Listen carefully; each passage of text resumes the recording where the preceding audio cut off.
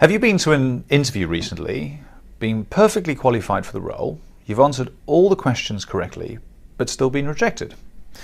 Well, the answer could lie in your body language. Recent studies suggest that only 7% of your communication are the actual words you say. 38% are certain vocal elements like your intonation, but 55% is your non-verbal.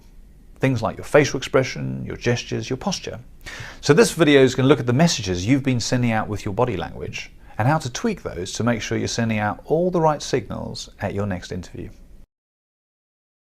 So think about your body posture. A very natural thing for people to do is to slouch in the chair or fold their arms. And this looks like you're making yourself smaller, wrapping yourself up.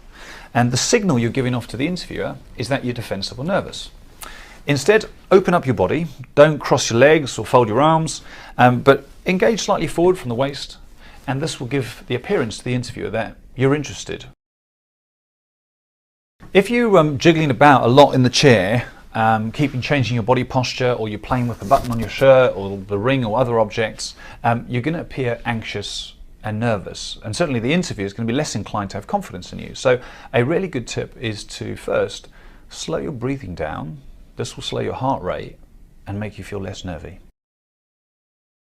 Keep your hand gestures steady and only to emphasize a point.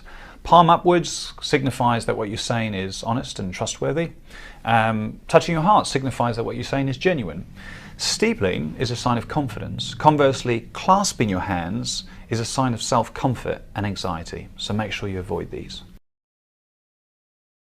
Mirroring the interviewer is an effective technique, but it needs to be done very subtly. Mirroring hand movements or positive gestures, waiting 10 seconds though before you do it yourself. You can also mirror your speech, so their vocabulary, their jargon, the rate or volume of their speech.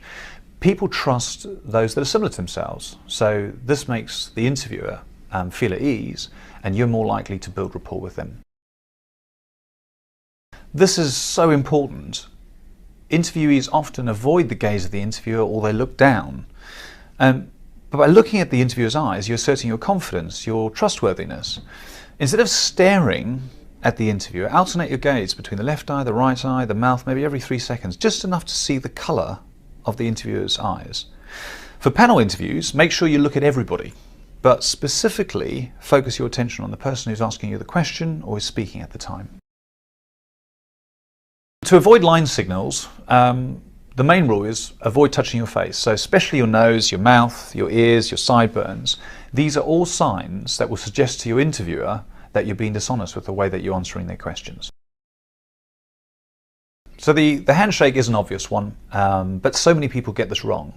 It's the unspoken word that initiates conversation in any social or professional get-together. Too firm and you'll seem too dominant. Too weak and you'll seem underconfident. Instead, always initiate the handshake, match the interviewer's grip, apply the 1-2 second rule, smile and repeat their name.